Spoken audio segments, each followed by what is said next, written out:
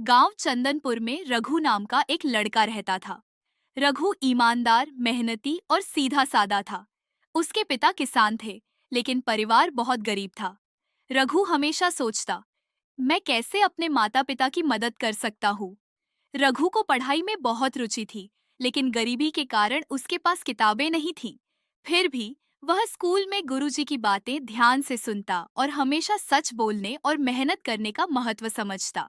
रघु का सबसे अच्छा दोस्त सूरज था। सूरज के घर की स्थिति रघु से थोड़ी बेहतर थी। एक दिन सूरज ने रघु से कहा, रघु, क्यों ना हम जंगल से लकड़ियां काटकर बाजार में बेचे, इससे कुछ पैसे मिल सकते हैं। रघु को यह विचार अच्छा लगा।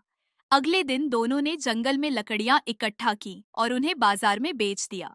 रघु के मामा को यह बात पता चली कि रघु मेहनत कर रहा है। मामा ने सोचा, अगर मैं रघु को डराकर उसकी कमाई ले लूं तो मेरा काम आसान हो जाएगा। एक दिन मामा ने रघु को बुलाया और कहा, तुम्हारी कमाई का हिस्सा मुझे दो, नहीं तो मैं राजा से कह दूंगा कि तुम जंगल से चोरी कर रहे हो। रघु डर गया, लेकिन उसने सूरज को सब कुछ बताया। रघु और सूरज ने अपनी समस्या गुरुजी को बताई। गुरुजी ने उन्हें समझाया, डरो मत, जो सच्चा है वह हमेशा जीतता है। राजा न्याय प्रिय है, तुम उनकी शरण में जाओ और सच्चाई बताओ। गुरुजी ने उन्हें राजा से मिलने की अनुमति दिलवाई।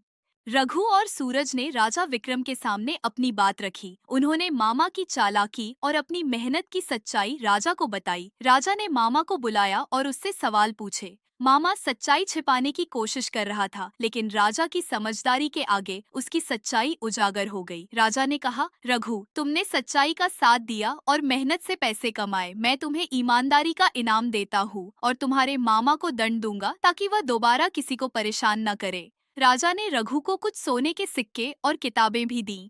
रघु ने राजा का धन्यवाद किया और उन सिक्कों से अपने परिवार की मदद की। वह पढ़ाई में भी अव्वल आया और भविष्य में एक बड़ा अधिकारी बन गया। मामा ने अपनी गलती से सबक सीखा और लोगों के साथ अच्छा व्यवहार करने लगा। सच्चाई और मेहनत का फल हमेशा मीठा होता है।